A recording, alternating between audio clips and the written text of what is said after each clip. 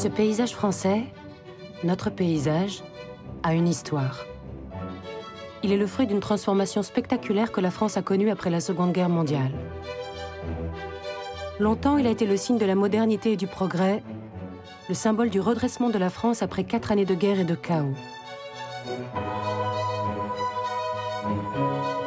Au Havre, à Dunkerque, à Caen, à Brest, à Toulon, un seul mot résonnait à la fin de la guerre: reconstruction.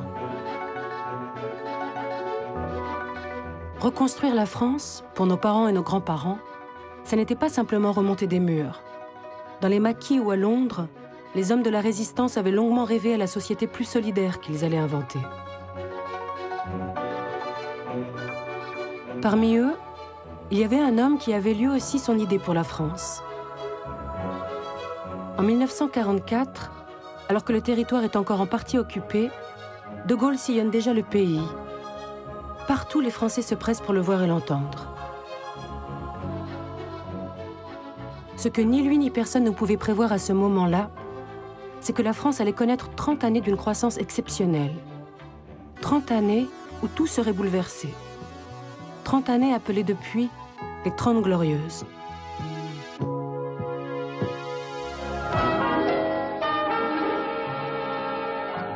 Cette histoire commence ici, dans les décombres des villes bombardées. Un de ses prisonniers revient dans son village. L'homme croit sentir encore l'odeur des pommiers fleuris au printemps. C'est ici qu'il est né. C'est ici qu'il s'est marié. Le maire portait une écharpe tricolore et il y avait un buste de plâtre de la République. Il regarde avec les yeux du souvenir. Avant et après. Avant et après. Et pourtant la vie continue. Il faut bien qu'on habite quelque part, fût-ce dans une étable. Il faut bien que les enfants jouent.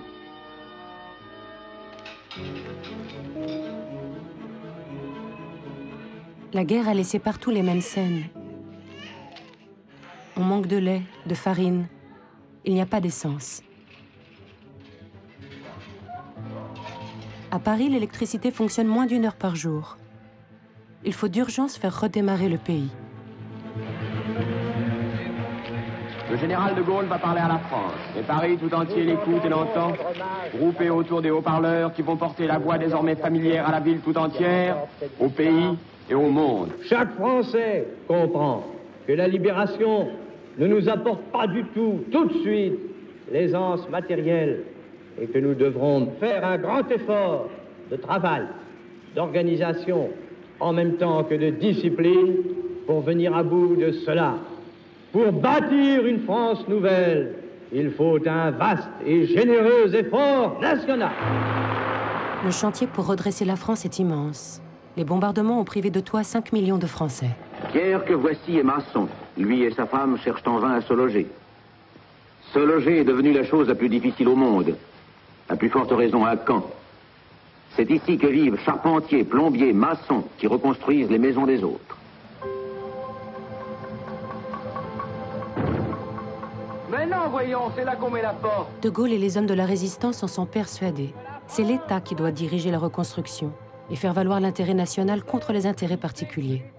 Les traîtres tombent, parce que c'est la justice. L'État a le droit de demander à tous les citoyens leur obéissance, leur travail, leur vie, et aussi leur fortune. De Gaulle et le gouvernement provisoire nationalisent les banques, le crédit, les mines de charbon. Il crée un grand ministère chargé de la reconstruction et fait appel aux architectes les plus modernes pour imaginer les villes de demain. Auguste Perret, le plus novateur d'entre eux, est envoyé au Havre, entièrement rasé. Il est le premier à avoir utilisé le béton armé, avec lequel il espère rebâtir au plus vite toute la ville et effacer les stigmates de la guerre. Ce que je voudrais, c'est faire des îlots qui nous permettront de construire vite et bon marché, de manière à donner aux habitants autant que possible plus qu'ils n'ont perdu. Ce qu'il nous faut, voyez-vous, c'est du charbon. Ciment, charbon, plâtre, charbon, chaux, charbon. tuiles, charbon, fer, charbon. Et nous tâcherons de faire, comme l'a dit le général de Gaulle, du nouveau et du raisonnable. La tâche est immense. Les Français n'ont que leur courage et leurs mains et leurs mots d'ordre. Les Français l'ont trouvé dans ces paroles du général de Gaulle. Il s'agit de vivre. Au travail. À la tribune du Parti communiste, Maurice Thorez appelle les ouvriers à abandonner la lutte des classes et à s'engager dans une nouvelle bataille. C'est que l'intérêt du peuple, l'intérêt de la classe ouvrière est de travailler et de produire malgré et contre l'épreuve et l'encadrement. Produisez, produisez, produisez encore et produisez. Dans le ciel radieux, au-dessus des frondaisons du bois de Vincennes, un immense drapeau tricolore flotte allègrement, comme pour saluer les premiers arrivants de la fête de l'humanité.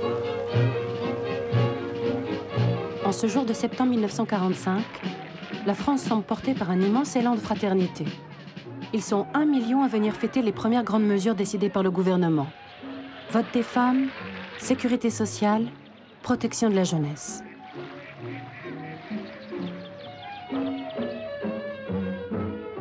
Deux mois plus tard, aux élections législatives, les Français plébiscitent les partis issus de la résistance, Parti communiste en tête, qui reconduisent de Gaulle à la tête du nouveau gouvernement. On voit arriver le général de Gaulle qui paraît pour la première fois en veston. Le général a abandonné l'uniforme, mais il n'est pas à l'aise dans son costume de politicien.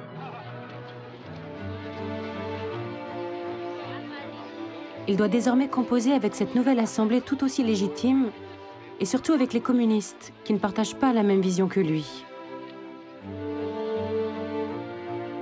Lui est obnubilé par la grandeur perdue de la France. Il est hanté par cette Amérique qu'il a découverte pour la première fois au lendemain du débarquement. At Washington's National Airport, bearing a famous visitor on his first American trip, is Charles de Gaulle, leader of the Fighting French. À New York, les Américains avaient fait un triomphe au chef de la France libre.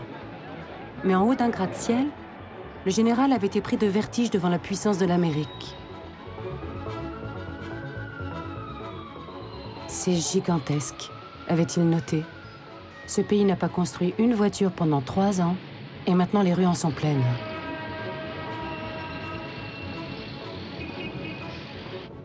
À son retour, alors qu'il survole les colonies françaises, le général est inquiet. Que valent vraiment la France et son empire dans le monde qui se dessine? Il en est sûr, il faut un guide, un homme fort pour que la France regagne son rang. En janvier 1946, incapable de gouverner avec les communistes, de Gaulle joue le tout pour le tout. Il démissionne. De Gaulle espère que les Français le retiendront. Mais personne ne retient le général. Les Français veulent tourner la page de la guerre.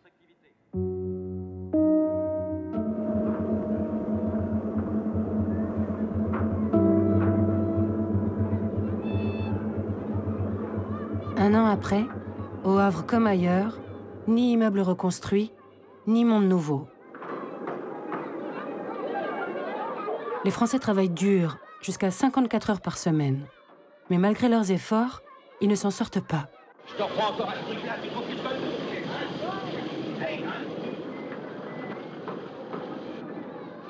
Les salaires sont bloqués. Les Français subissent toujours le rationnement et chaque mois une nouvelle flambée des prix.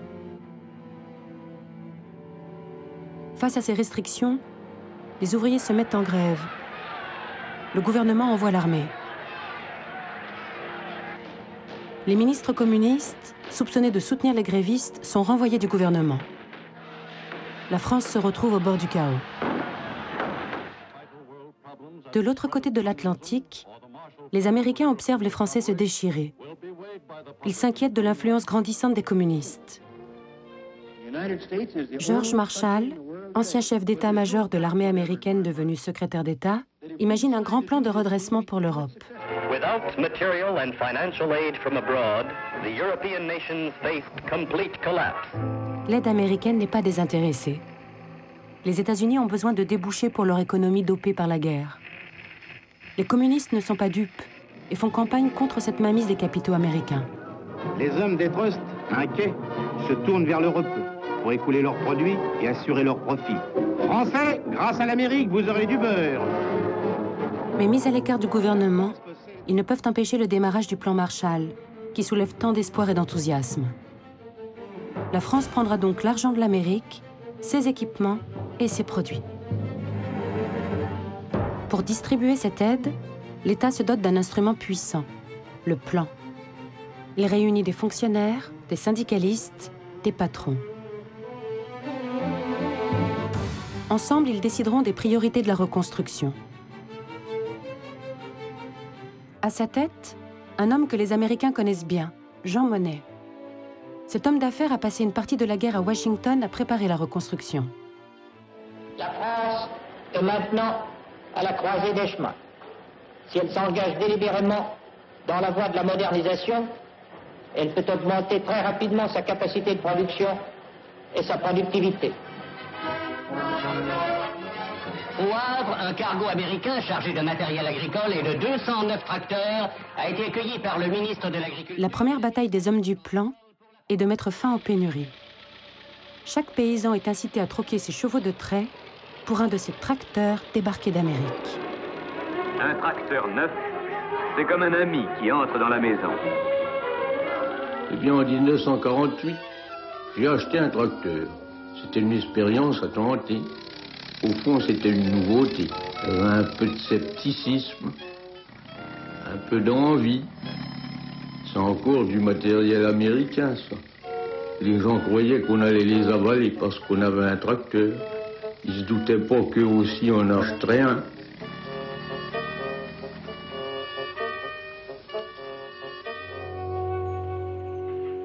Tout désormais ira plus vite.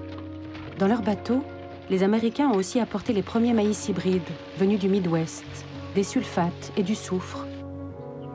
Autant de promesses d'une abondance infinie. Les rendements montent en flèche. En 1949, les derniers tickets de rationnement disparaissent de la vie des Français. Une révolution immense et invisible s'est mise en marche.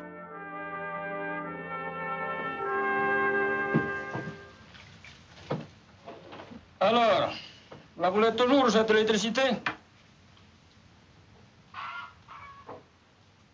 Eh bien, prenez-la et on verra bien.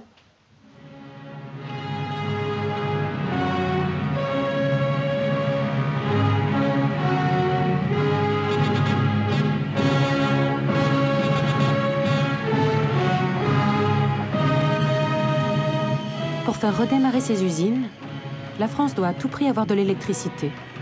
Or, elle manque de charbon. La toute jeune électricité de France part à l'assaut des montagnes et dresse partout de gigantesques barrages. Des milliers d'ouvriers sont appelés sur ces chantiers titanesques. Aucun sacrifice n'est épargné aux Français pour redresser le pays. Pas même celui de voir leur vieux village noyé.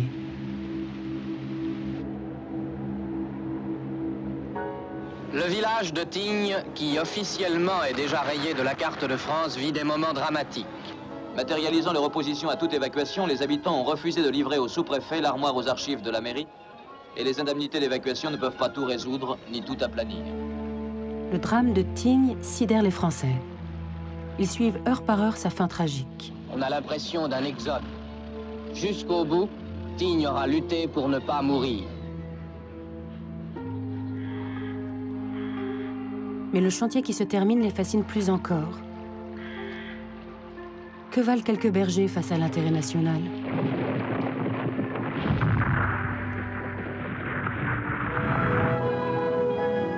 Reposant sur une base de 43 mètres, le barrage se termine par une route large de 12 mètres. Le barrage de Tignes est le plus grand d'Europe. Il va donner un quart de son électricité à la France. Il est le symbole du redressement national. Monsieur Auriol, premier président de la 4e République, inaugure les installations. Votre jeunesse, frémissante et prête à apporter son ardeur et sa foi à la construction de la France rénovée, Les potins de Gaël sont plus que l'eau, sont plus que l'eau.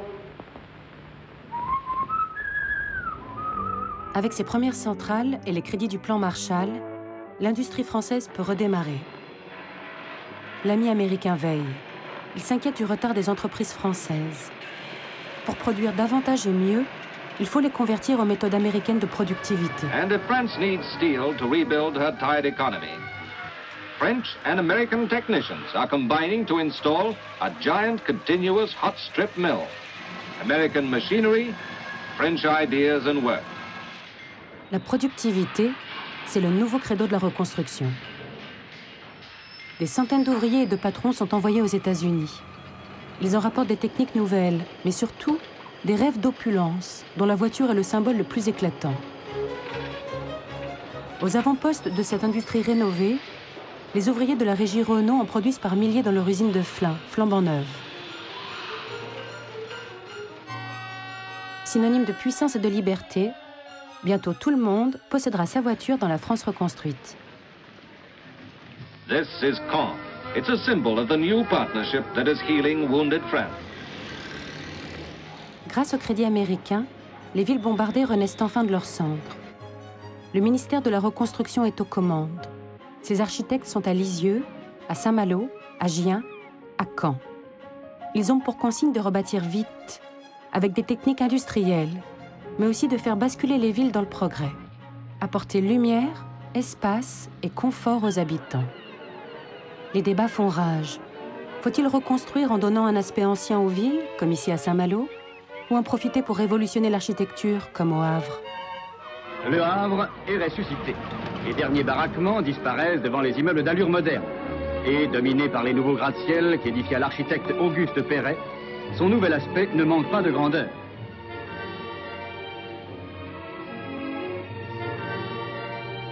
Le Havre a été entièrement reconstruite en béton.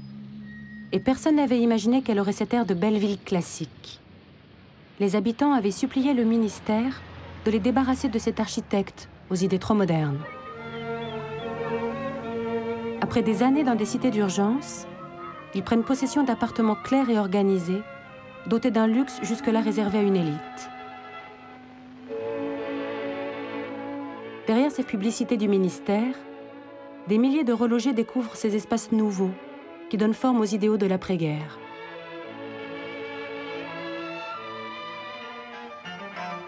À Marseille, l'architecte Le Corbusier va encore plus loin. Il a obtenu du ministre de construire un immeuble d'un type nouveau. Dans sa cité radieuse, c'est son nom, Le Corbusier met toute une ville à la verticale. Tout y est nouveau. Les duplex et leurs cuisines ouvertes, les rues intérieures avec leur commerce. Et tout en haut, une école sur le toit. C'est si fou que la cité est rebaptisée la Maison du Fada. Mais les charmants enfants de la cité radieuse sont pourtant loin de refléter la vie de la grande majorité des petits Français, qui sont, depuis la fin de la guerre, de plus en plus nombreux.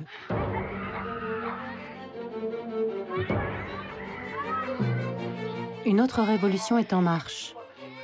La France, qui n'a jamais fait beaucoup d'enfants, se met à en faire de plus en plus. Et les familles s'entassent dans des appartements sans confort. La construction de logements stagne, et alors que la France est en train de se relever, ses vêtements craquent de partout. Depuis combien de temps est-ce que vous êtes ici? 9 ans. Ça va faire 9 ans. On va sur la 10e année. Et on manque de place. Vous manquez terriblement de place. Vous, monsieur, quand vous rentrez le soir et que vous trouvez votre femme en train de servir à manger aux 4 enfants, je suppose que vous n'avez pas beaucoup de place pour circuler dans la pièce. Je suis forcé d'aller sur le canapé, de me coucher, prendre mon journal et lire, en attendant que les enfants aient fini de manger. Là, le canapé, je l'ouvre le soir, elles vont de se coucher. Voilà, voilà, on déplie.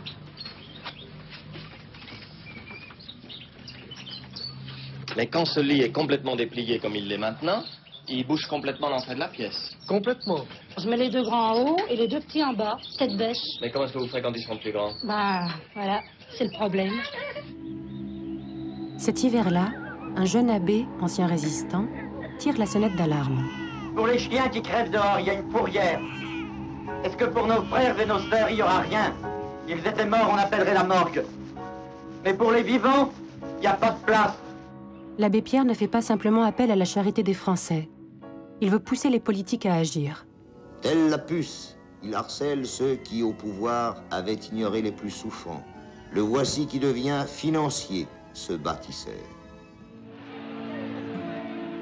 Avec le constructeur Jean Prouvé, il montre qu'on peut construire une maison en 6 heures et que les techniques industrielles pourraient combler les besoins en logement. À Paris, sur les berges de la Seine, s'édifie en moins d'une journée devant son promoteur, l'abbé Pierre, la première d'une série de maisons préconditionnées construites grâce aux résultats d'une campagne de solidarité. 25 000 visiteurs viennent admirer la simplicité de la maison des jours meilleurs. Le ministère cherche lui aussi à construire à bas coût, mais il ne veut pas de maison individuelle. Ces modèles sont au Havre ou à Marseille, des immeubles collectifs et modernes qui pourront loger des millions de Français. Mais l'argent manque toujours. Une partie des crédits américains est siphonnée depuis 1946 par l'armée, qui mène en Indochine une guerre coloniale perdue d'avance. Le 7 mai 1954, l'armée est défaite à Dien Bien Phu. Des milliers de soldats français sont faits prisonniers. Au lendemain de la débâcle, une crise politique majeure éclate. Il faut de toute urgence terminer cette guerre. Lors des cérémonies du 8 mai, comme chaque année, De Gaulle est là.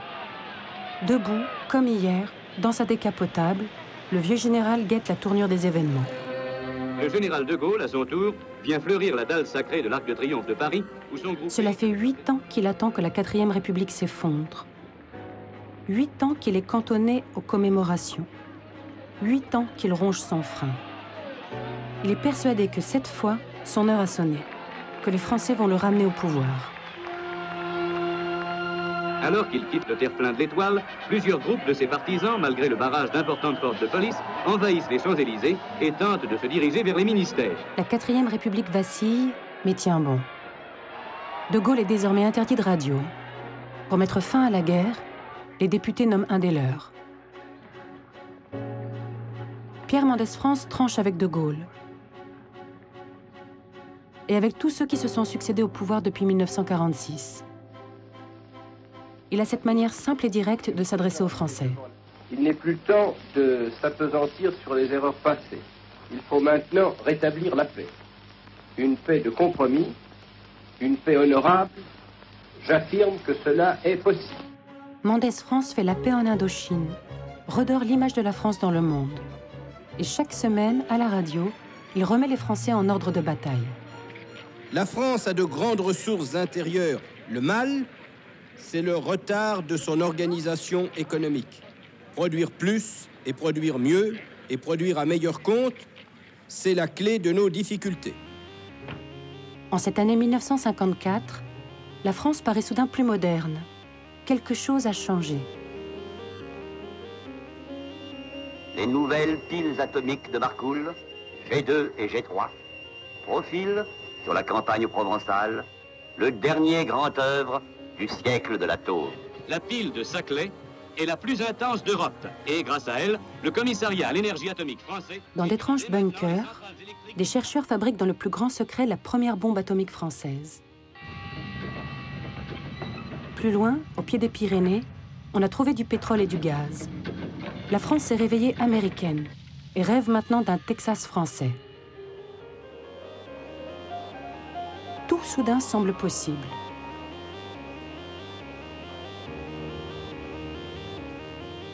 Sur une colline à l'ouest de Paris, les industriels dressent une autre cathédrale, un centre d'exposition futuriste qui sera le signal de cette industrie lancée à plein régime. Ce palais fait 100 000 mètres carrés de surface construite. La hauteur de ce bâtiment est de 50 mètres. Sous la voûte, on pourrait mettre l'Arc de Triomphe. Nous sommes fiers dans l'industrie française d'avoir des jeunes qui savent... Dans cette France qui croit au progrès et à la technique, les ingénieurs sont les nouveaux héros. L'ingénieur reste par excellence l'homme de l'industrie. Plus s'accroît l'automatisme et même l'automation, plus la fonction de penser prend d'importance. Ce sont les ingénieurs encore qui vont révolutionner le logement. Les techniques industrielles ont fait baisser tous les coûts et permettent de monter des immeubles comme on monte des voitures, à la chaîne.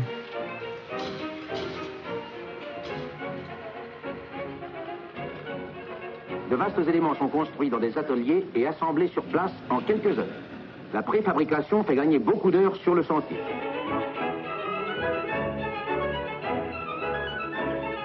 Avec la préfabrication, l'État peut enfin construire ces logements qu'il a tant promis aux Français. Aux architectes, il revient d'organiser de manière rationnelle ces milliers de logements produits par les ingénieurs. À Strasbourg, le premier ensemble à être terminé sert de modèle. Sur un espace de 9 hectares, on a décidé de loger 2000 personnes. Un grand parc, inondé de lumière, bordé au nord d'immeubles collectifs dont l'ombre portée n'assombrit aucun logement, c'est une solution de l'urbanisme d'aujourd'hui. De la verdure, de l'espace, du soleil. Et de grands appartements clairs et confortables pour les familles nombreuses du baby-boom. On appelle ça une cité et c'est une révolution. Ça change de toutes ces grandes casernes qu'on voit si souvent. Tu comprends? Notre équipe a essayé que cela soit vivant en soupe, que l'on y soit vraiment heureux de vivre. Et pas seulement une machine à habiter. Tu sais, les gens qui vont habiter ici, tout ce qu'ils demandent, c'est d'avoir un toit. Un toit, mais aussi une vie différente. Comment trouves-tu ça, finalement? Il n'y a pas à dire, tu n'as pas trop mal travaillé. Dommage que ça soit si petit. Il te faudrait une baguette magique. 1000 logements ici, 2000 ici. Exactement. Tu as raison. Pour cette nouvelle manière de vivre, moderne, l'industrie encore a tout prévu. Dans le secret des raffineries, une opération fantastique prépare la prochaine révolution.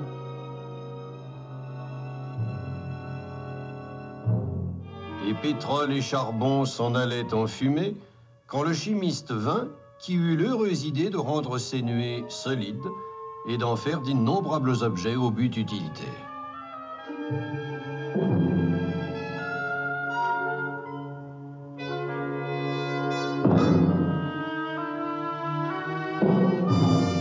L'ère des plastiques s'enorgueillit à peine née de quelques 150 articles de ménage et de jardin légers, silencieux, colorés et fonctionnels, produits à raison de 5 millions d'unités par an. Au Salon des Arts Ménagers, les Français peuvent mesurer le chemin parcouru et contempler une certaine idée du bonheur. Ces esclaves modernes, obéissant au doigt et à l'œil, qui fournissent... La moitié d'entre eux n'a pas encore l'eau courante, mais demain, ils en sont sûrs, ils posséderont tous ces beaux objets. En cette fin des années 50, alors qu'ils rêvent à la nouvelle Citroën, bombée et lisse, la France produit ses premiers avions à réaction, ses premiers hélicoptères. Et dans le ciel algérien, la fusée Véronique s'élance.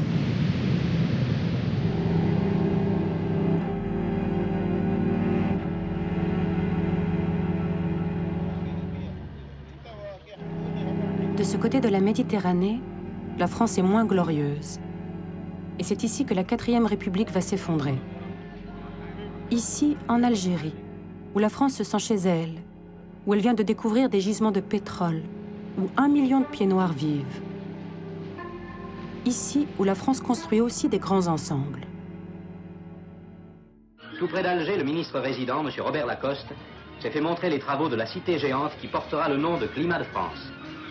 Cette cité, qui s'étend sur 30 hectares, pourra abriter 30 000 habitants. Un geste qui fixe un point du problème algérien. Le problème algérien, un peuple qui réclame son indépendance et qui ne trouve en guise de réponse qu'une répression sanglante. Comme en Indochine, les gouvernements laissent l'armée aux commandes et ferment les yeux sur les moyens qu'elle utilise.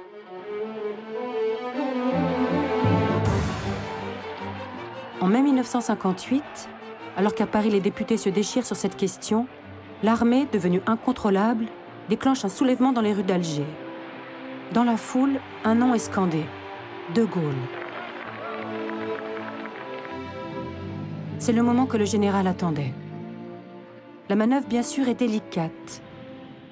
Il ne décourage pas les militaires d'Alger, mais il veut l'assentiment de ses députés qui le voient comme un danger contre la République. La République, il fut un temps où elle était reniée, trahie, par les partis eux-mêmes. Et moi, j'ai redressé ses armes, ses lois, son nom. Est-ce que vous garantiriez les libertés publiques fondamentales? Est-ce que j'ai jamais attenté aux libertés publiques fondamentales? Je les ai rétablies. Les députés ont-ils vraiment le choix? À Alger, l'armée menace de marcher sur Paris. Acculé, il se résigne à nommer De Gaulle à la tête du gouvernement. La victoire du général est totale. Il a réussi à être tout à la fois le rempart contre les militaires et le garant de l'empire colonial. Et le grand, l'irréparable orage avait pu être évité. Il reste à souhaiter que toutes les nuées se dissipent et qu'avec son unité, la France retrouve enfin un ciel serein. 3 jours plus tard, à Alger, De Gaulle savoure beaucoup plus que les vivats de la foule qu'il a fait roi. Il a obtenu de l'Assemblée les pleins pouvoirs et la rédaction d'une nouvelle constitution.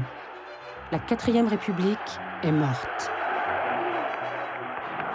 Et voici le général de Gaulle qui s'avance. Il est découvert. Il paraît très ému, le chef du gouvernement français.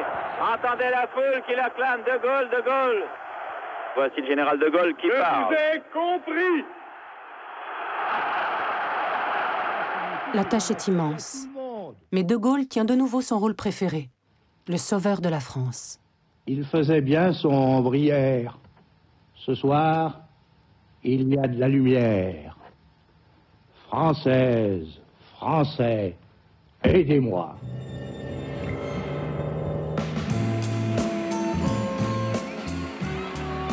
De Gaulle sait-il vraiment comment régler le problème algérien? Pour l'heure, comme en 1944, il parcourt la France. Ces visites vont devenir un rituel de sa présidence.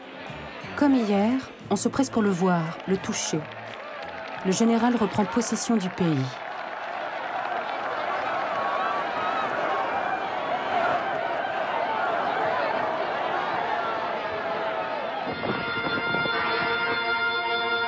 Au centre atomique de Marcoule, le président de Gaulle a pu constater le chemin parcouru depuis qu'en 1945, il signa l'acte de naissance de l'industrie nucléaire en France.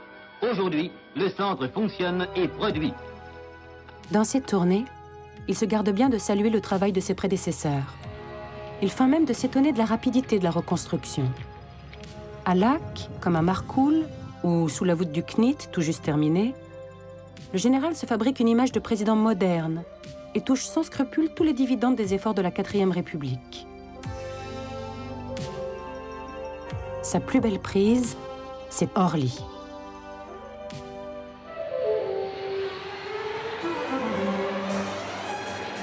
Ce jour de février 1961, 3000 personnes se pressent à l'inauguration du nouvel aéroport.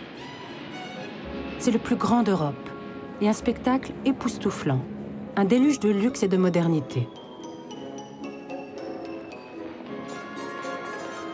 La cérémonie d'aujourd'hui consacre l'aérogare d'Orly comme l'une des plus frappantes réalisations françaises.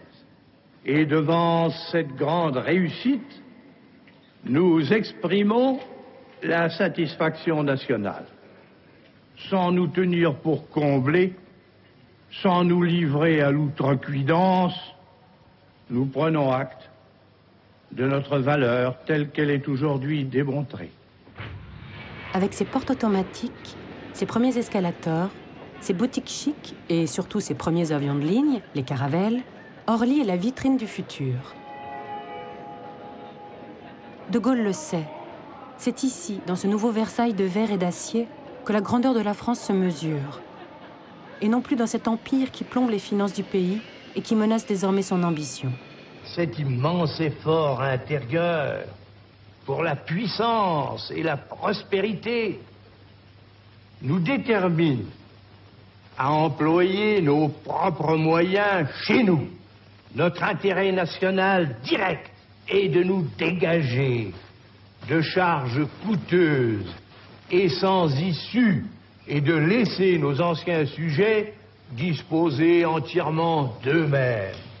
Après des années de négociations avec les nationalistes algériens, en mars 1962, De Gaulle renonce enfin à l'Algérie. Vous savez que le cessez-le-feu est signé. Oui. Qu'est-ce que vous en pensez? C'est quelque chose qui fait du bien. Je suis très content que le cessez-le-feu est terminé, que tout le monde va vivre en paix.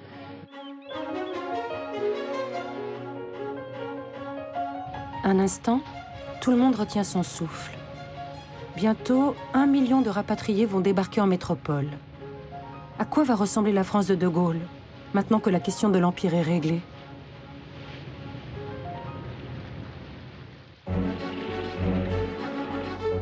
À peine la guerre est-elle terminée, que De Gaulle se lance dans une nouvelle bataille.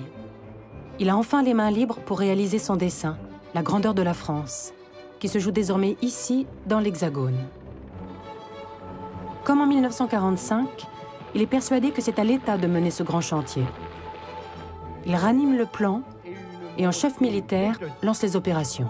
Il nous faut un plan et qui soit effectivement observé.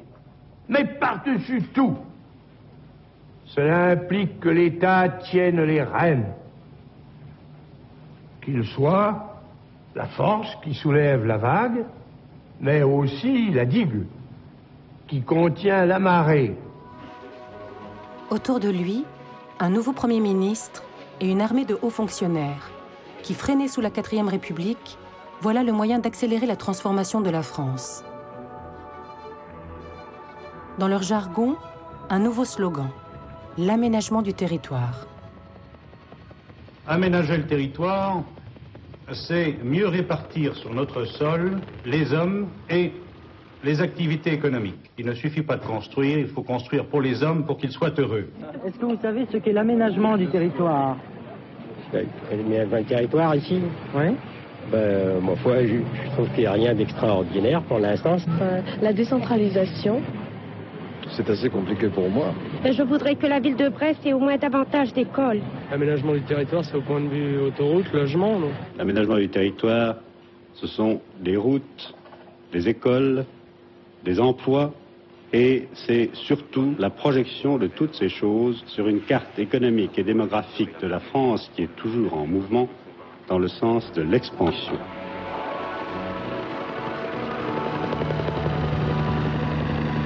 Olivier Guichard prend la tête d'une nouvelle administration, la DATAR. Dotée de moyens considérables, au-dessus des préfets et des ministres, elle est investie d'une mission hors du commun. Inventer le futur. La Commission nationale de l'aménagement du territoire a maintenant fixé les ordres de grandeur de notre avenir. L'unité de conception, d'action et d'impulsion. Elle réunit tous les ministères intéressés, mais elle n'est qu'une personne. Maintenant aux Français, non pas comme l'abandon d'un passé, mais comme la construction d'un avenir. Ces lieutenants quadrillent la France. Sur leur feuille de route, un premier chantier. En finir avec Paris et ce qu'on appelle le désert français. Il faut absolument chercher à décentraliser, à empêcher les concentrations industrielles, et il faut décentraliser dans tous les domaines. Et les téléspectateurs ne voudront pas d'avouer qu'à l'ère atomique, c'est une folie que de laisser notre capitale s'enfler démesurément. Paris est devenu une sorte d'immense chantier. Pétrole? Non. Poursuite des travaux du métro express. La décentralisation commence ici, dans les sous-sols parisiens, où les travaux d'un gigantesque métro, appelé RER, prennent des airs d'épopée. Nous avons juste derrière nous le corridor de correspondance qui donnera accès au quai avec 2 escaliers ordinaires et 3 escaliers mécaniques. En passant, je peux vous dire que nous avons commandé d'un seul coup 200 escaliers mécaniques, ce qui, en France, est tout à fait exceptionnel. C'est la grande obsession des années 60. Il faut que ça circule en dessous comme en surface. La civilisation de la voiture s'annonce et Paris lui fait une place de choix. Bientôt, il y aura le boulevard périphérique, cette autoroute à 4 voies qui en fera le tour, et des échangeurs géants aux portes de la capitale. Le chantier n'est pas terminé, mais De Gaulle est déjà là, sous l'échangeur de la porte de la Chapelle.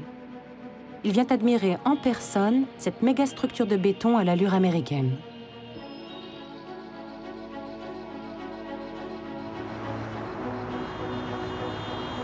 Le général veut débarrasser la France de ses féodalités et s'attaque bientôt aux Halles de Paris, construites 100 ans avant par un autre bâtisseur, le préfet Haussmann, et désormais trop petite.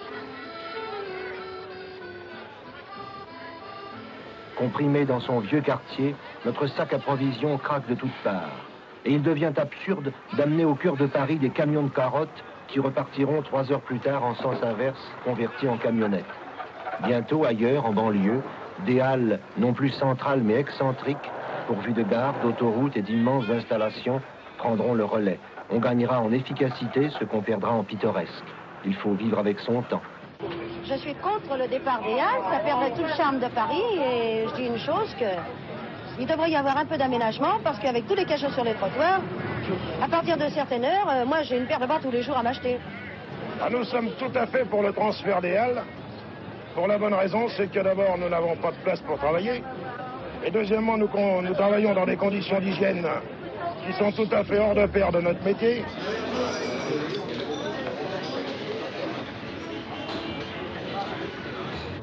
C'est un ancien compagnon de la Libération, Libert Bou, qui a soufflé l'idée à De Gaulle. Installer ici, à Rungis, en rase campagne, un gigantesque marché de gros, comme il en existe aux États-Unis, une fois de plus le modèle de ces aménageurs. Libert Bou exproprie sans état d'âme des centaines d'agriculteurs. On le surnomme bientôt Rungis Khan. Il représente ce nouvel État fort et volontaire voulu par De Gaulle. Si les grossistes des halles préparent leur révolution, l'agriculture française, elle, est en pleine crise. La Bretagne bouge. La Bretagne des choux-fleurs, des pommes de terre et des artichauts. Les paysans ont été les meilleurs élèves du plan Marshall. Ils ont acheté des tracteurs, ils ont produit beaucoup, mais ne s'en sortent pas. Trop d'intermédiaires qui font leur marge sur leur dos. Depuis plusieurs années, des révoltes paysannes éclatent un peu partout.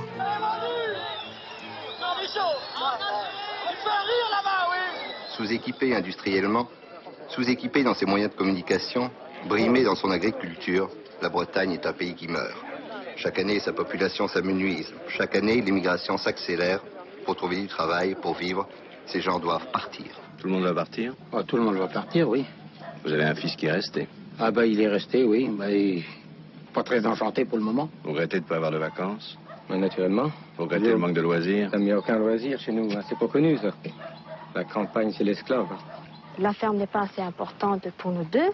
Alors, automatiquement, c'est mon frère qui doit rester. Parce que c'est pas moi. Cette jeune génération veut moderniser l'agriculture et trouve l'oreille attentive de De Gaulle. Il change de ministre et charge Edgar Pisani de faire entrer l'agriculture française dans une ère productiviste. Avis à la population, par décision du conseil municipal, chaque famille de Chaume est invitée à participer aux travaux de remembrement du village. Pour qu'il soit encore plus productif, l'État impose à tous les paysans de regrouper leurs parcelles. Il faut augmenter la taille des exploitations, remembrer la campagne tout entière. Dans chaque village, un grand marchandage commence. À chaque stade, à chaque opération, eh bien, chacun peut faire valoir ses droits, peut faire valoir ses requêtes, d'abord auprès de la commission communale, s'il n'a pas satisfaction, auprès de la commission départementale, puis ensuite auprès des juridictions administratives. Je pense que ceci ne suppose pas de difficulté, que c'est à peu près clair. Est-ce que tout le monde a compris à peu près ça? Un bois qui en enclave. Les points d'eau dans les terrains. Il peut pleurer. Il peut pleurer. Il peut pleurer. L'État mouille la chemise, explique, finance la plus grande partie des travaux. Il rachète aussi des terres, rénove des fermes, crée de nouvelles exploitations. Une intense campagne de propagande accompagne ce bouleversement, le plus important de l'histoire paysanne.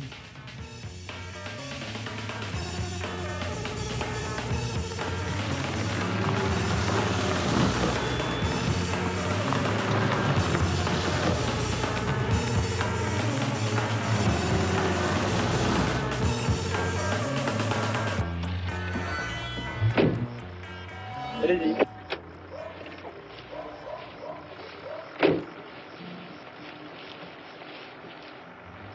Bonjour, Madame le maire. Bonjour, Monsieur Romeyer. Bonjour, Madame le maire. Monsieur Bayon. Alors, ces travaux, ça marche? Ça marche très bien. Les parcelles sont beaucoup plus grandes qu'auparavant.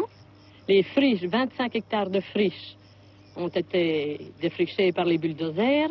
est très bien fait. Monsieur le maire, vous êtes l'homme du remembrement. Avant ce remembrement, votre commune était divisée en combien de parcelles environ? 27 000 environ. Et maintenant? Un peu plus de 3 000, 3 200. Le membre de la commission du pays, du coin, s'était servi et moi m'avait desservi. Au lieu de me remembrer, il m'avait démembré. Eh bien, on est perdant.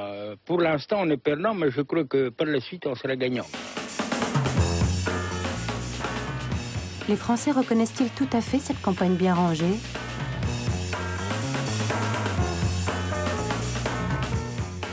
Pour l'instant, l'heure n'est pas au doute. La France est en train de devenir un champion agricole. Avec sa toute nouvelle industrie agroalimentaire, l'agriculture devient le lieu de toutes les expériences possibles. Une gousse de haricot, ça pèse 5 grammes. Un concombre, ça pèse 300 grammes. Il faut presque le même temps pour cueillir l'un ou l'autre. Si bien que tout progrès génétique qui permettra de faciliter la cueillette serait le bienvenu. Et un exemple, c'est la grappe. On a obtenu ce caractère dans un croisement. C'est une transgression. Et on peut obtenir d'ailleurs encore mieux, je pense.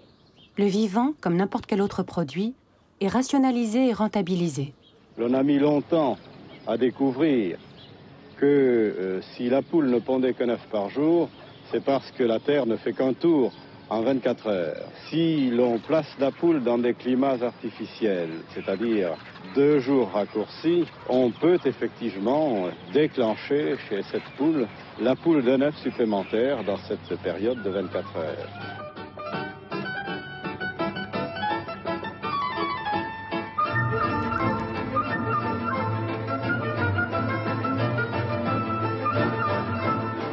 « 1964. De Gaulle et Pisani inaugurent le premier salon international de l'agriculture. La vitrine est belle, De Gaulle est content. D'autant qu'il vient d'arracher une belle victoire. Avec la toute nouvelle politique agricole commune, la PAC, la France peut produire toujours plus. L'Europe absorbera désormais ses excédents. Les paysans sont en train de devenir des agriculteurs. C'est la fin d'un monde et le début d'une civilisation qui n'a pas encore dit son nom, celle de la consommation.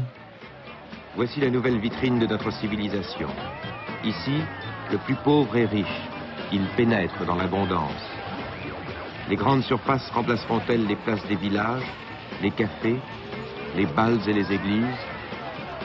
Que pense le client, tant qu'on lui permet encore de penser? Il est évident que choisir avec une petite voiture va plus rapide et plus rationnel. Ah oui, c'est gracieux, c'est fleuri, c'est bien, n'est-ce pas? C'est moderne. À Sainte-Geneviève-des-Bois, dans la banlieue parisienne, Carrefour ouvre le premier magasin de ce nouveau type dans une atmosphère d'euphorie. Le curé de la paroisse est venu bénir le magasin, l'écrivain Françoise Sagan en est la marraine. Le fondateur, bien sûr, s'est formé aux États-Unis. Le principe est simple. Devant l'abondance de produits, le client ne résiste pas. Quand j'ai ouvert mon premier magasin à Sainte-Geneviève-des-Bois, avant l'ouverture, il y avait des centaines de clients contre les vitres. Je pensais que ces clients se transformaient en oiseaux, comme dans le film Hitchcock. Ils étaient là, qui dévalisaient, qui pillaient. Et toujours, je me disais, je leur en donne pas assez, je leur donne pas ce qu'ils veulent, tout ce qu'ils veulent. Leclerc, 5 premières. Les pionniers de ces nouvelles enseignes se heurtent dans un premier temps au refus des fournisseurs de leur vendre leurs produits. L'un d'eux monte au créneau, c'est Édouard Leclerc. Il se présente comme le défenseur du consommateur. On recommence. Vite. Bouge pas, bouge pas, bouge pas. Jusqu'à présent, le commerce s'était acheté le moins cher possible pour vendre le plus cher possible, et la distribution s'est achetée le moins cher possible pour vendre le moins cher possible. Si la télévision vient l'interviewer ce jour-là, c'est parce qu'il a sollicité directement De Gaulle. De Gaulle, qui aime tant ces nouveaux visages de la réussite française, fait rédiger une circulaire en 3 semaines, interdisant les refus de vente. Il signe ainsi l'acte de naissance de la grande distribution. Un paquet de sucre.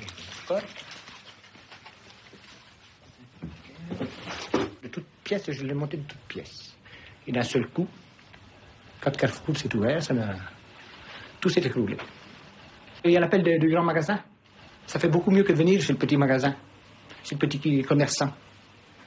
Vous comprenez? Ça, il n'y a pas de doute. On a la voiture, on met tout dans le chariot et hop. L'hypermarché pousse en plein champ comme un hangar. Et c'est le même modèle que l'on retrouve dans les banlieues de toutes les grandes villes. Pas de murs décorés, pas de vitrines, pas d'étages, aucun luxe, mais de l'utilitaire. Les Français vivent et circulent désormais dans des espaces qui n'existaient pas quand ils étaient enfants. Un monde qui leur paraît, en ce début des années 60, neuf, fluide et commode.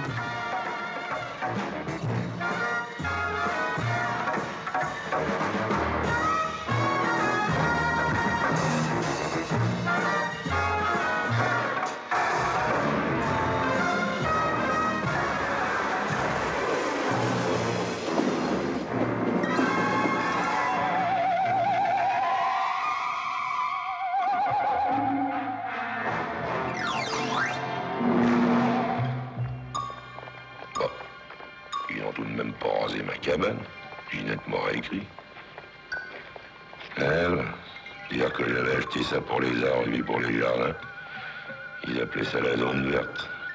C'est devenu New York, la zone verte. Dans quelques années, quand vous traverserez la banlieue parisienne, c'est en hélicoptère sans doute que vous irez. Et partout, vous survolerez des villes dans le genre de celle-ci. On les appelle les grands ensembles.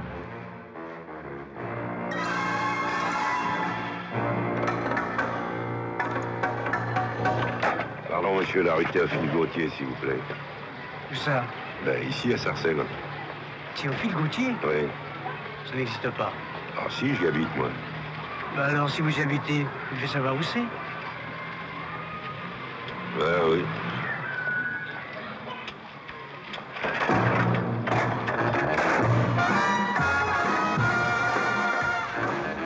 Pour le million de rapatriés d'Algérie, pour les 150 000 paysans qui quittent chaque année les campagnes, pour les habitants des taudis, les grands ensembles sont un Eldorado.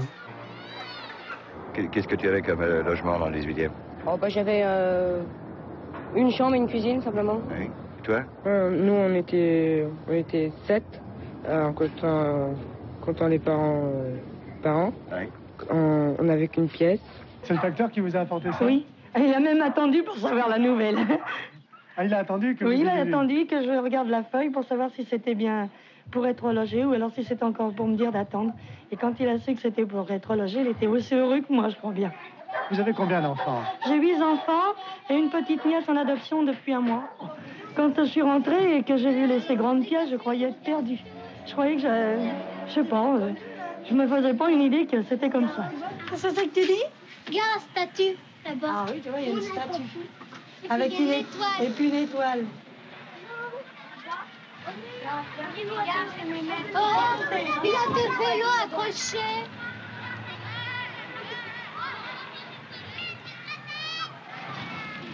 Madame, pour vous, vivre dans une ville aussi moderne que celle-ci représente-t-il des inconvénients ou des avantages? Des avantages? Par exemple? Je ne sais pas, moi. Il y a beaucoup plus de distractions, c'est beaucoup plus gai, il y a du monde. Moi, je préfère une vie moderne, c'est-à-dire une ville neuve. Entre les Français et De Gaulle, l'idylle semble parfaite. C'est en tout cas ce qu'à la télévision, il ne cesse de leur dire. Qu'est-ce qu'il faut regarder? Car l'homme du 18 juin, l'invité de la BBC, a maintenant sa radio. Et un bel outil tout neuf, l'ORTF.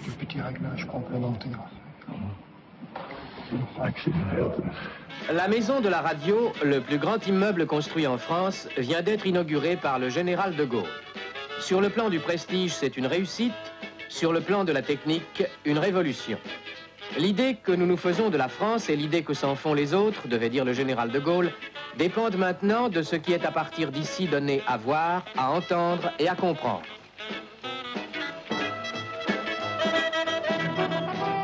Entre ses tournées en France, ses conférences de presse et ses allocutions à la nation, le général a toujours quelque chose à dire aux Français. Actuellement, il est vrai, notre pays est en plein essor. Ayant rétabli ses finances, ses échanges, sa monnaie, il accomplit quant à son développement des progrès rapides et saisissants. Tous les chiffres, tous les signes démontrent que, en particulier, la condition des Français ne cesse de s'améliorer. Youri Gagarin, le premier cosmonaute. Même les communistes ne trouvent pas grand-chose à redire à la modernisation de la France planifiée par l'État gaullien. En juin 1963, c'est une cité HLM que la mairie communiste dédie à Youri Gagarin, le héros du monde soviétique. Et toi, tu aimerais y aller dans l'espace plus tard? Je pense qu'il sera assez fort. Assez fort, pourquoi? Parce qu'il faut connaître beaucoup de choses, quoi. Tu peux apprendre ces choses. Oui. Le futur s'invente, tranquillement. Et dans cette France toute neuve, tous les rêves semblent permis. En route. Bonne nuit les enfants. Faites de beaux rêves.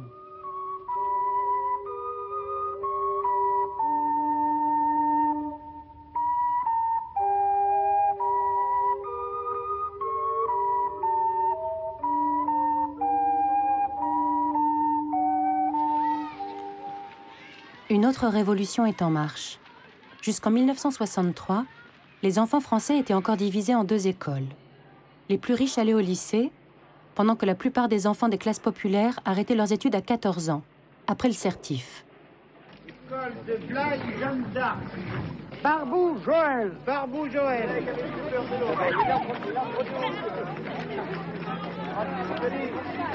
La France manque d'ingénieurs, de commerciaux et de techniciens. De Gaulle invente le collège, où iront désormais tous les enfants, quel que soit leur milieu. Et vous êtes pour ou contre la scolarité jusqu'à 16 ans? J'étais contre. Pourquoi? Parce que j'aurais préféré que mes enfants, à l'âge de 14 ans, puissent quitter l'école et travailler, me ramener un peu d'argent. Je préfère qu'elle aille à l'école jusqu'à 6 ans. Pourquoi? Parce que je ne préférais pas qu'elle travaille à l'âge de 14 ans. Et mademoiselle, est-ce qu'elle aime l'école? Non. Non? Du jour au lendemain, il faut créer des centaines de nouveaux établissements. Le ministère construit à tour de bras, jusqu'à 1 collège par jour. Ce magnifique groupe scolaire a été construit en un temps record, puisque 5 mois à peine se sont écoulés depuis la pose de la première pierre.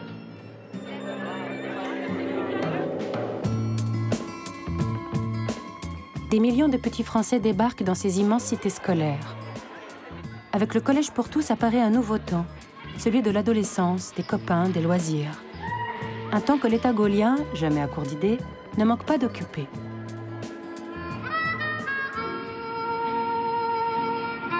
L'oisiveté est mauvaise conseillère.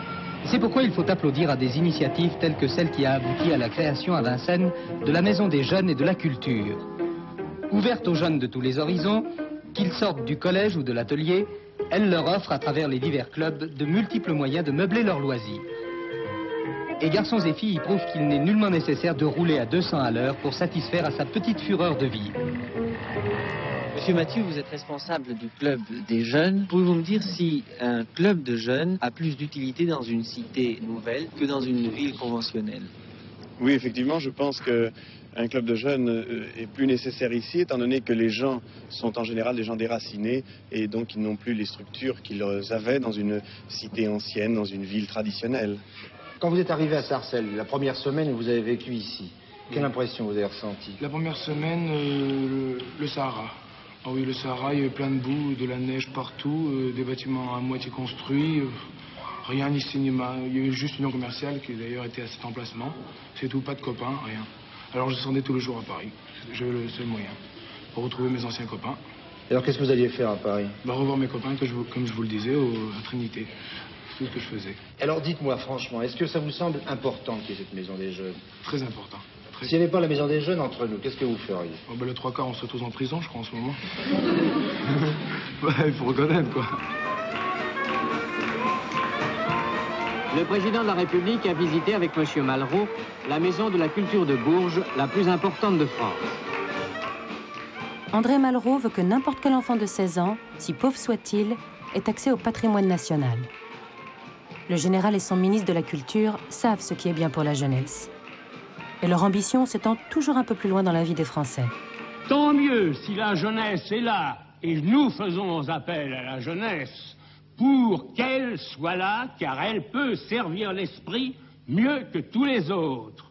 Mais en définitive, il s'agit tout de même de savoir si c'est la jeunesse qui sert l'esprit ou si c'est l'esprit qui sert la jeunesse. Mais vous aimeriez aller dans un centre comme ça, dans un club, dans une maison de jeunes?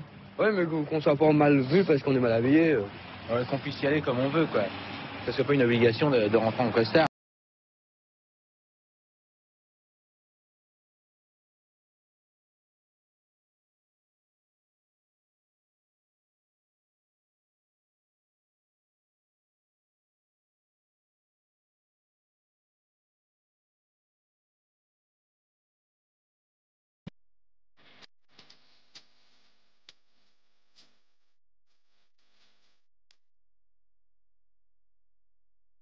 En ce milieu des années 60, Orly est une des sorties préférées des Français. Ils ne sont pas encore très nombreux à prendre l'avion, mais ils ont de plus en plus de congés. Renault vient d'accorder une 4e semaine de vacances à ses ouvriers, et bientôt toute la France va suivre.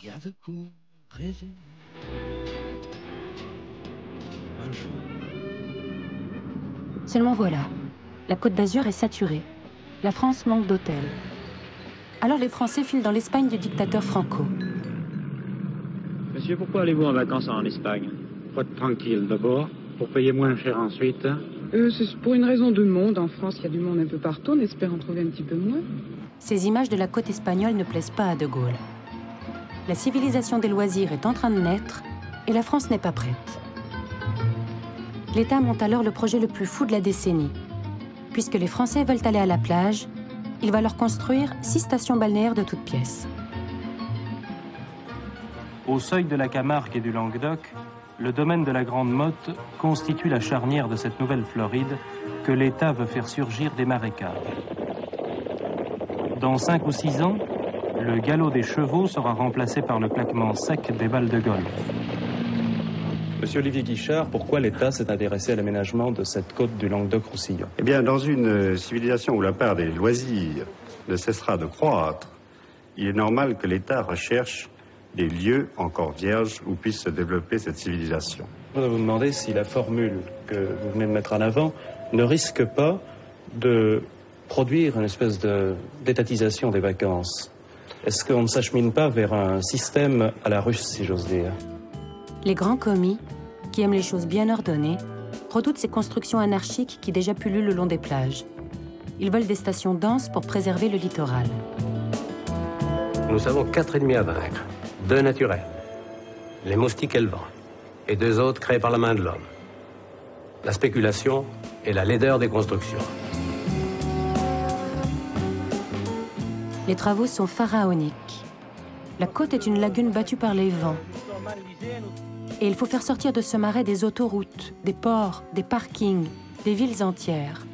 Inventer un endroit où les Français pourront se livrer à cette nouvelle passion, le soleil. Le général, en vrai chef des travaux de la France, fait une nouvelle fois le voyage.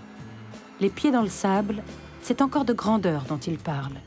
Le tourisme, les loisirs sont une part fort importante de la civilisation moderne. C'est une activité de plus que notre pays ajoute à toutes les siennes et c'est un service qu'il rend à l'humanité tout entière qui, dans le dur labeur de notre époque industrielle, a besoin de trouver des lieux organisés pour son repos et pour reprendre ses forces à tous les égards.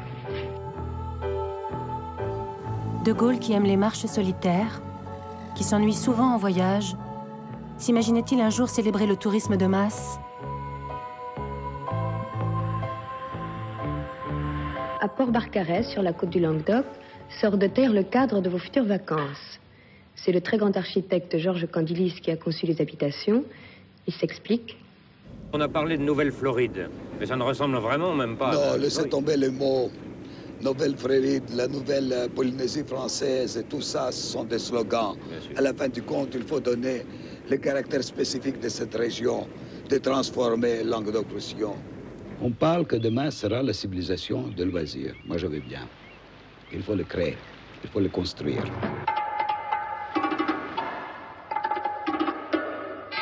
C'est la première fois que les architectes inventent une architecture pour les vacances. Quand les premières pyramides sortent de la Grande Motte, tout le monde se demande si vraiment on pourra un jour passer des vacances ici, dans ce décor dantesque. Ah, l'architecture, ça plaît pas, c'est moderne, quoi. Il faut s'habituer à tout. Mais il est évident qu'on se retrouve devant de grands immeubles collectifs et que ça risque disons, de ne pas plaire à certains. Ça me plaît vraiment, oui. Il y a des principes de construction qu'on trouve pas partout. Shaddock, mes frères, disait le moulin, ne vous fatiguez plus à pomper. Aujourd'hui commence pour vous la civilisation des loisirs. Un ministre des loisirs est nommé.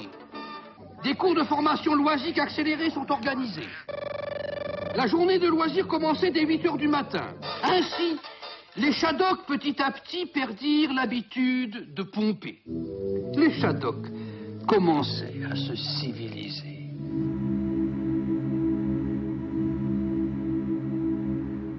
Les Français aussi se civilisent toujours plus. Mais le décor qu'ils voient autour d'eux commence à les interroger. Depuis la guerre, la France a construit 6 millions de logements, soit la moitié de ceux qui existaient avant et qu'il avait fallu des siècles pour édifier.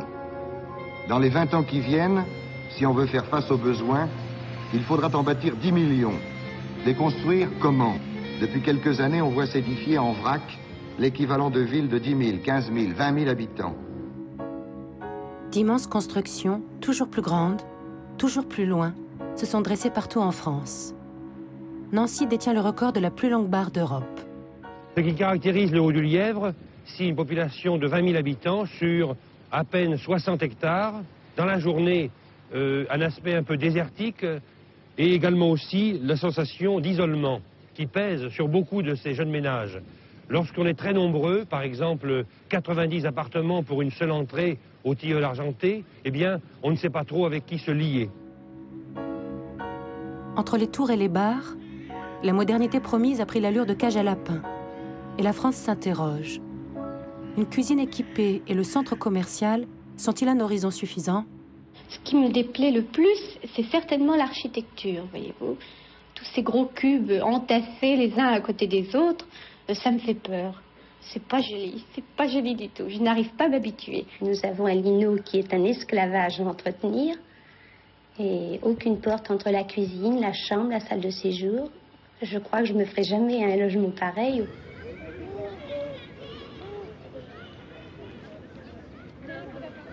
Dans ce monde où 2 femmes sur 3 ne travaillent pas et restent aux commandes d'un univers exclusivement domestique, le futur ne ressemble pas tout à fait au rêve d'hier. Madame, vous habitez Sarcelles? Oui, monsieur. Vous travaillez? Non, monsieur. Qu'est-ce que vous faites dans la journée en dehors de vos occupations ménagères? Bon, un petit tour de temps en temps dans Sarcelles. Sarcelles n'a pas de personnalité et ça finit par nous toucher nous-mêmes. Enfin, Sarcelles n'a pas de personnalité et l'habitant finit par croire que lui non plus n'en a pas.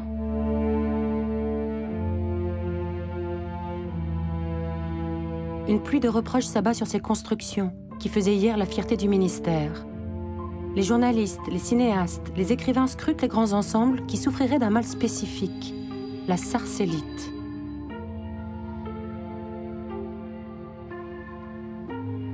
Quand on se promène maintenant de plus en plus dans la campagne, qu'on découvre tous ces immeubles hideux, je ne sais pas comment réagissent les autres, mais je sais que moi je passe mon temps à dire, mais enfin, quel est l'imbécile qui a construit ça? Et quand je dis l'imbécile, je pense évidemment à l'architecte. Oui. Vous êtes architecte? J'aimerais bien que vous me répondiez à cette première manifestation.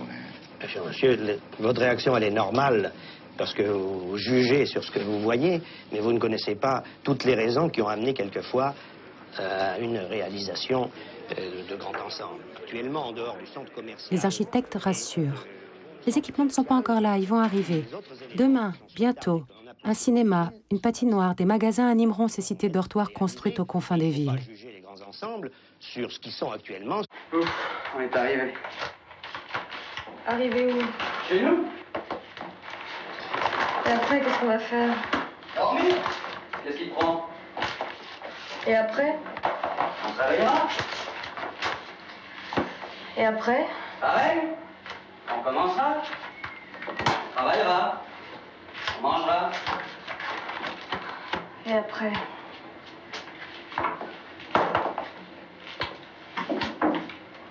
Je sais pas. Il y a, pour ce qui est de la France, ce qui se passe dans une maison, la maîtresse de maison, la ménagère, Elle veut avoir un aspirateur, elle veut avoir un frigidaire, elle veut avoir une machine à laver, et même, si c'est possible, qu'on ait une auto. Ça, c'est le mouvement. Et en même temps, elle veut pas que son mari s'en aille bambocher de toutes parts, que les garçons mettent les pieds sur la table, et que les filles ne rentrent pas la nuit. Ça, c'est l'ordre. Et la ménagère veut le progrès, mais elle ne veut pas la pagaille. Eh bien, c'est vrai aussi pour la France. Il faut le progrès, il ne faut pas la pagaille. De Gaulle lui-même semble avoir troqué la grandeur de la France contre le confort des Français. Mais face aux critiques qui montent, le général a bien sûr une réponse. Si on vit mal dans les grands ensembles, faisons de vraies villes complètes, avec un vrai centre, des bureaux, des divertissements. 5 villes de 100 000 habitants doivent sortir de terre. Une opération gigantesque, à grand renfort de mise en scène. Monsieur Delouvrier et moi-même, ainsi que plusieurs de mes collaborateurs, nous venons de faire un tour au-dessus de la région parisienne afin d'essayer de déterminer les meilleurs emplacements pour l'implantation des futures préfectures des départements qui viennent d'être créés. On a créé un district de la région de Paris pour prendre conscience de ces problèmes et dresser un nouveau plan d'urbanisme à l'échelle des besoins, c'est-à-dire à l'échelle des 12 ou 14 millions d'habitants, et par conséquent dessiner le futur. Moi, je ne voudrais plus qu'on parle de grands ensembles, mais qu'on parle de cités nouvelles.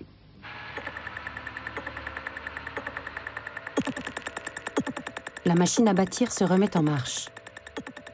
Comme hier dans les grands ensembles, de nouveaux pionniers s'installent au bout des futures lignes de transport, dans ces villes inventées de toutes pièces.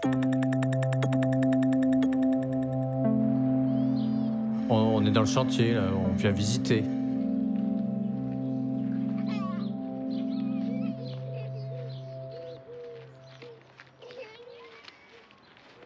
Là déjà on voit notre façade, c'est le balcon du centre, c'était notre appartement. On prenait notre petit déjeuner en voyant les vaches partir. Là c'est les premières grues que vous voyez, c'est les premières grues de la préfecture. Et là voilà, nos prairies sont transformées.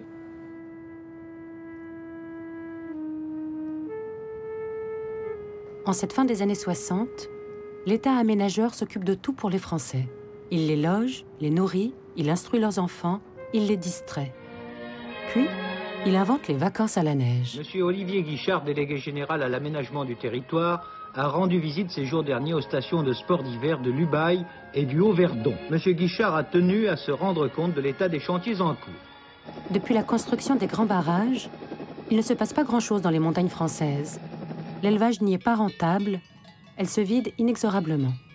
L'État, qui a horreur du vide, lance un nouveau plan, le plan Neige, qui prévoit la construction de stations ultra-fonctionnelles en haute altitude. Une des premières se construit à Tignes, au-dessus du village englouti. Super Tignes en 1952, c'était une promesse. Aujourd'hui, c'est une réalité. Les Tignards ont constitué leur unité au sein d'une nouvelle communauté. À Tignes, la nouvelle station efface les traumas d'hier.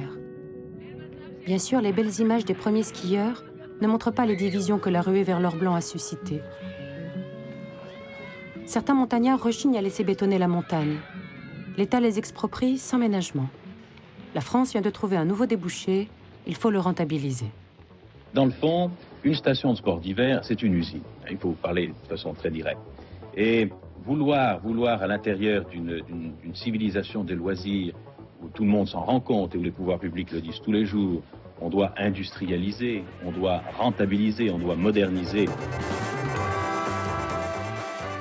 Les vacances ski au pied, clé en main, séduisent immédiatement les Français. Le Premier ministre Georges Pompidou se détend. L'année 1967 s'achève et celle qui commence devrait voir la France au sommet de sa gloire. Grenoble s'apprête à accueillir les Jeux Olympiques d'hiver. La génération de l'après-guerre va pouvoir montrer au monde entier ses beaux équipements et ses beaux enfants qui ont maintenant 18 ans. Et tous les copains, la main dans la main, suivront demain le même chemin. Joie de vivre, on est ivre d'avoir 18 ans. À tue-tête, cœur en fête, chantons le printemps. proclame l'ouverture des 10e Jeux olympiques d'hiver de Grenoble.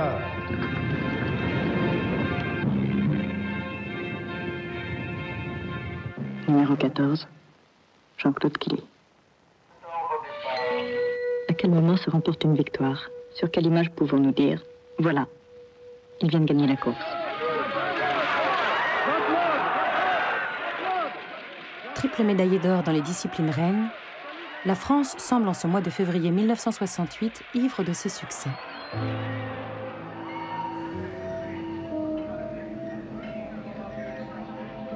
Sur les chantiers, dans les usines, le pays affiche un tout autre visage.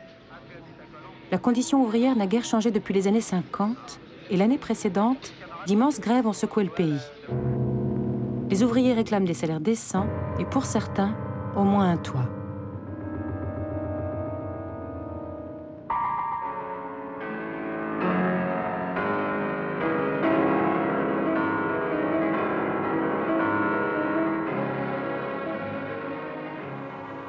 Nous sommes des bâtisseurs. Mais si nous bâtissons, c'est nous aussi pour être logés. Et nous en avons ce droit. Qu'ils soient des travailleurs immigrés, ils sont venus ici, ils ne sont pas venus volontairement. On les a fait venir. Donc, leurs droits, on doit les respecter. Nous sommes logés 8 dans la chambre. Et dans les lits superposés. On ne peut pas dormir. Alors pour un gars comme moi qui travaille, qui aime bien travailler, j'aime bien me reposer pour avoir la force à répondre mon travail tous les jours. Je tiens ici, il y en a 3 frères qui travaillent au bâtiment. Ils vivent dans le baraque de bois, comme les cochons.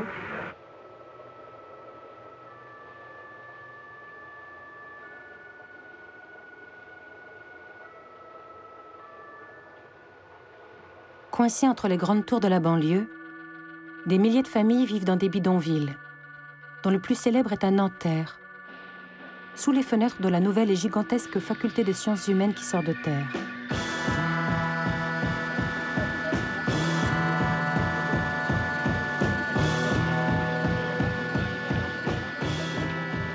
La vue, elle donne sur quoi? Le bidonville. Vous avez un très grand bidonville du côté de du carrefour qui va vers Paris, où vivent 10 000 personnes, pour la plupart nord-africains.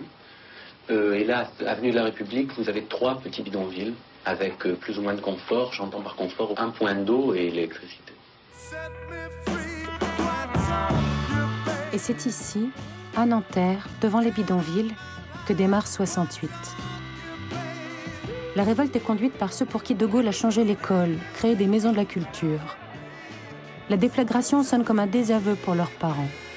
Le monde qu'ils ont construit est jugé autoritaire, consumériste, injuste. Des étudiants refusent leur fonction qui leur est assignée par la société. Ils refusent de devenir les futurs cadres qui exploiteront plus tard la classe ouvrière et la paysannerie.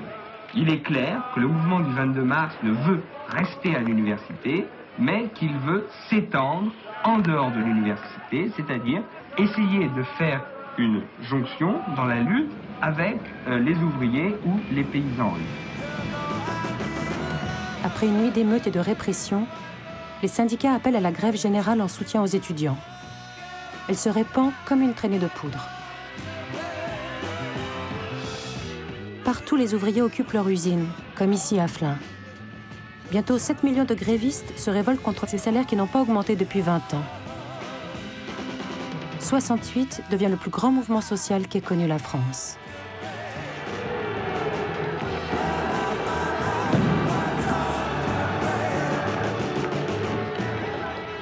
Sous la pression, le gouvernement négocie une augmentation historique des salaires, de nouveaux droits. Mais les événements de mai révèlent une société inégalitaire, loin des rêves de la libération. Entre les enfants du baby-boom et le pouvoir gaulliste, le fossé semble total. Moins d'1 an après, le général de Gaulle, qui s'était imaginé en chef d'une armée dédiée à la grandeur de la France, démissionne. Il sort de la vie des Français sur la pointe des pieds et le 9 novembre 1970 disparaît.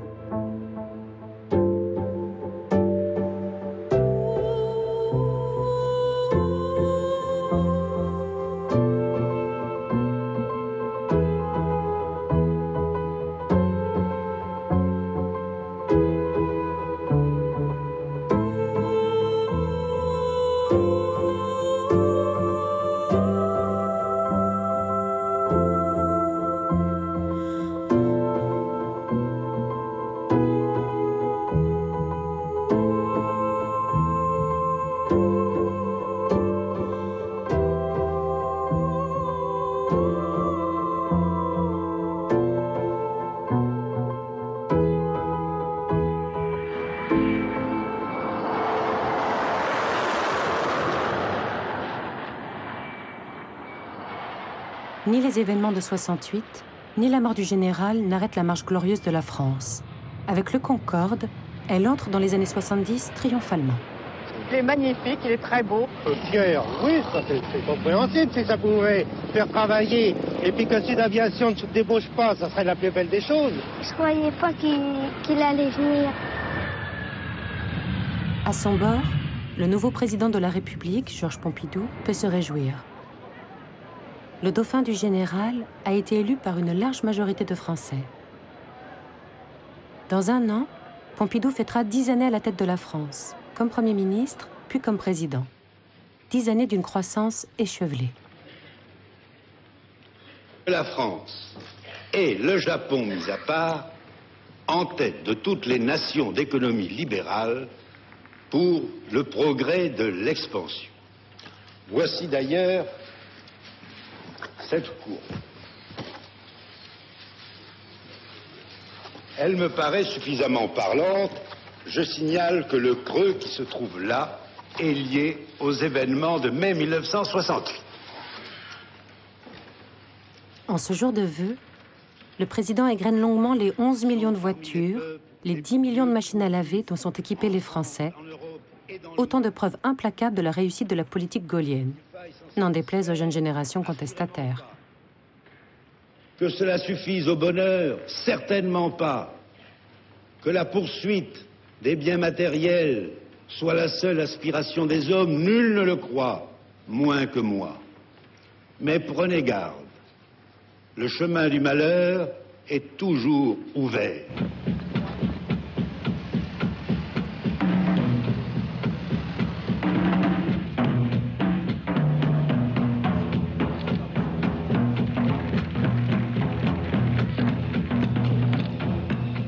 Comme hier, De Gaulle inaugurait les grandes réalisations de la 4e République, Pompidou assure la livraison du grand projet des années 60, les villes nouvelles. En novembre 1971, à bord de cet hélicoptère devenu le symbole de l'État aménageur, il inaugure les unes après les autres les 5 nouvelles préfectures, qui portent les numéros des départements laissés 10 ans avant en Algérie. Évry, Créteil, Bobigny, Nanterre, Cergy.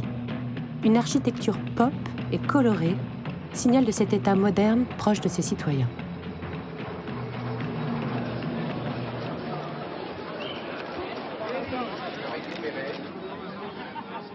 Point d'orgue de cette journée gaulienne, Pompidou s'engouffre dans les sous-sols du RER.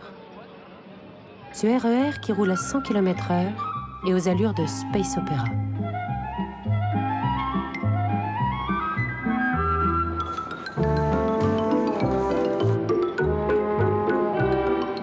Il attend encore sa plus grande gare, celle du centre de Paris, un hub géant où se croiseront un jour 1 million de voyageurs. Et pour lequel, pour l'instant, aux Halles, les bulldozers font place nette.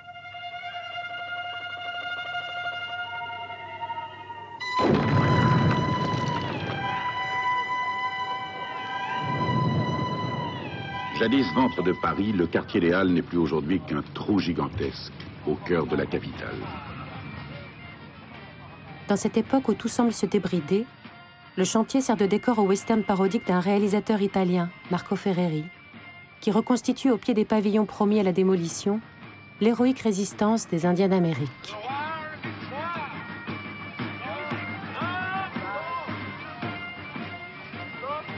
C'est la bataille de Little Big Horn, sous l'œil impassible de l'église Saint-Eustache, qui en a tant vu que plus rien maintenant ne peut l'étonner. Une critique à peine déguisée du sort fait aux retraités, aux ouvriers, aux travailleurs immigrés, priés de quitter la capitale pour laisser la place aux grandes opérations de rénovation urbaine.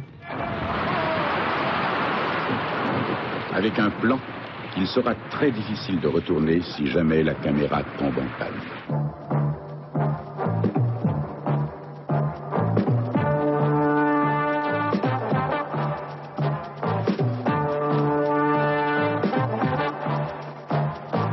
Les Français tout de même sont légèrement perplexes.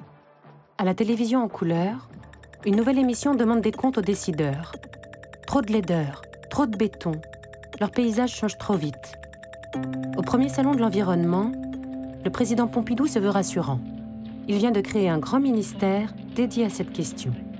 Cette bataille en faveur du beau, pour la protection de la nature, pour l'amélioration de nos logements, de nos usines, de nos écoles, estimez-vous que cette bataille soit bien engagée? En somme, que c'est bien parti.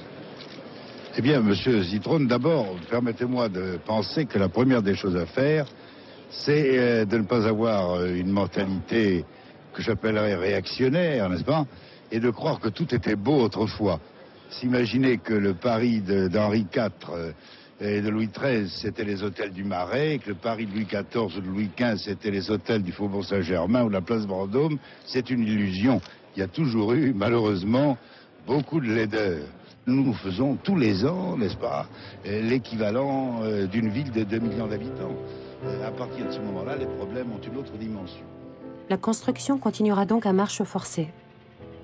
L'État s'occupe maintenant de loger ces familles portugaises ou espagnoles, ces travailleurs du Maghreb longtemps oubliés dans les bidonvilles. Les logements se font par milliers, les échelles explosent, les subventions diminuent. Ménagez un passage peut-être plus étroit sur les côtés. Je vais essayer de faire ici. Il faudrait qu'on ait un passage très étroit. Comme à Venise, 1 million de gens passent par 2 mètres de large, c'est là que l'on surprend brusquement une grande place. Des bâtiments de 4 niveaux.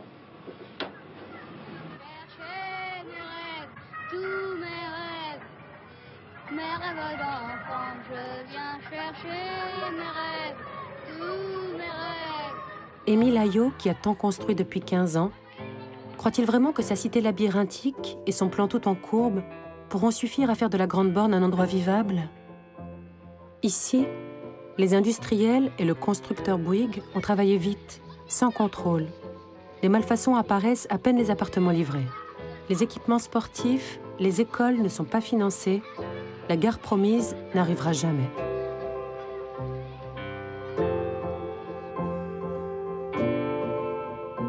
Ce sont les derniers feux des grands ensembles. Déjà, les offices HLM n'ont plus les moyens d'entretenir ces cités construites trop vite, trop mal. À quelques kilomètres de Paris, à La Courneuve, un fait divers révèle une cité totalement délabrée, alors qu'elle n'a été inaugurée que 7 ans auparavant. Après 15 années de construction à outrance, une circulaire interdit l'édification de ces grands ensembles devenus des lieux de ségrégation.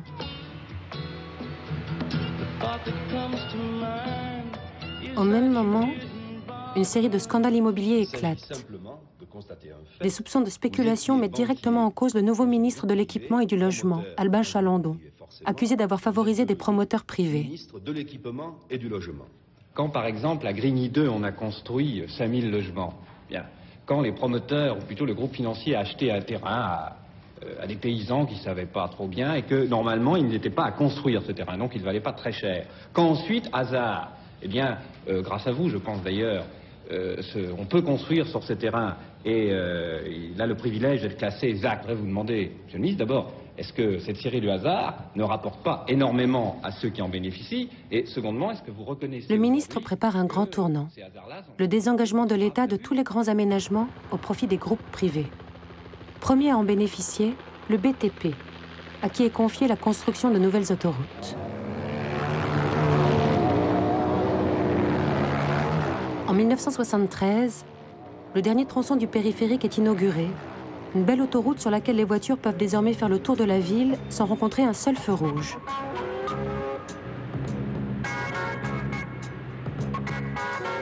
La France réalise son rêve d'Amérique, la voiture est enfin reine.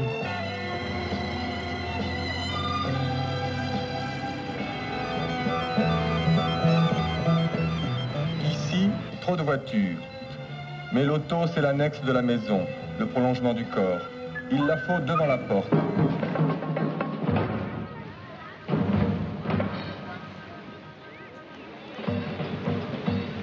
Regardez bien. Ceci est pourtant une plage, celle de Sainte-Anne-la-Palud dans le Finistère. Une plage transformée par les vacanciers en un vaste parking. C'est pratique avec les enfants, tu vois, parce qu'on peut emmener tout au bord de l'eau. Un coup, c'est bien parce que on peut déballer nos affaires. Hein. C'est un point de repère, hein, les voitures. Hein. C'est un point de repère. Les gens disent tiens, on a garé notre voiture là, on a notre serviette là. La voiture, l'objet le plus désirable de l'après-guerre, est désormais à la portée de tous. 3 ménages sur 4 en possèdent une. Alerte, la France est envahie. 700 000 cadavres de voitures pour cette seule année. Le futur propre et rangé tant promis est moins reluisant que prévu. Les chantres de la productivité l'avaient-ils seulement imaginé? Dans les campagnes qui avaient tant poussé à la modernisation, certains se réveillent eux aussi un peu sonnés. Quand vous parlez de péril du terroir, on vous répond remembrement. Au niveau de la réalité quotidienne, tout semble se limiter à une petite querelle à propos de vieux talus. Madame Battani, on est en train d'enlever les talus partout, on est obligé de les reconstruire ailleurs. Ah, on n'en fera plus. On laissera ça comme ça, qu'est-ce que vous voulez qu'on fasse? Et vous croyez que c'est mauvais pour l'agriculture? Ah ben, c'est très mauvais pour l'agriculture, premièrement pour les bêtes. On a moins de lait quand il y a du vent. C'est un pays d'élevage ici. Oh oui, c'est un pays d'élevage. Et on a beaucoup moins de lait? Ah oui, quand il y a... et surtout qu'ici ça souffre quand il y a la tempête. Si les cultivateurs avaient été informés des préjudices qu'ils subiraient en détruisant ces haies et ces talus, ils ne l'auraient pas fait. Il ne faut pas oublier que dès que vous avez des brisements d'arrachés, je ne vais pas vous faire un cours sur le problème, mais toutes les terres s'assèchent. Or, actuellement, il y a une diminution terrible des nappes phréatiques qui baissent. Le bocage traditionnel est devenu la bourse.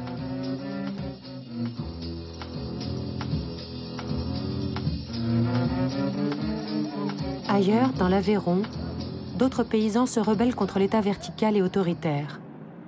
Sur le Larzac, une nouvelle expropriation met le feu aux poudres. L'armée française veut réquisitionner des fermes, des terres, pour agrandir son terrain d'entraînement militaire. Ils ne sont qu'une poignée de paysans sur le Larzac, mais des milliers de gens se reconnaissent dans leur lutte. Au départ, on se battait uniquement pour garder notre terrain, c'est-à-dire comme tout paysan qui menaçait l'expropriation.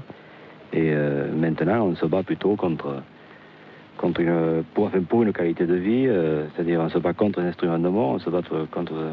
On a vraiment changé le sens de notre lutte. Le Larzac devient le symbole du désir de vivre autrement, où chaque été, toute une génération se retrouve autour d'un même combat. Ce que nous défendons et que vous défendez avec nous, c'est la vie. C'est la vie. C'est la vie. C'est la dignité des hommes et la paix. Ensemble, nous garderons le Larzac. Gardez le Larzac!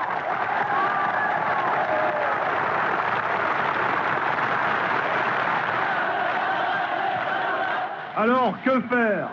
Continuons de croire que notre couleur de peau est la plus belle, notre civilisation la meilleure, notre religion la seule vraie. Et à la fin, crevons. Crevons d'être trop riches, d'être trop gras, d'être trop cons. Agriculture intensive, pesticides, pollution de rivières, marée noire et ces premiers déchets nucléaires dont on ne sait pas quoi faire. Bientôt, il y en aura beaucoup plus. La crise pétrolière va décider la France à construire des dizaines de nouveaux réacteurs pour pouvoir continuer de produire et de consommer. En 1974, le premier candidat écologiste à une élection présidentielle, René Dumont, tire le premier bilan des 30 Glorieuses. La période de croissance que vous avez connue est une période anormale dans l'histoire. On ne peut pas doubler chaque 10 années la consommation d'énergie comme on l'a fait depuis 20 ans. Pourquoi? Parce que si vous marchez pendant 3 siècles en doublant tous les 10 ans la consommation d'énergie, au bout de 3 siècles, celle-ci sera multipliée par 1073 millions. Est-ce que vous pensez qu'en 2274, on pourra consommer 1,73 milliard de fois plus d'énergie qu'aujourd'hui? Alors qui sont les fous?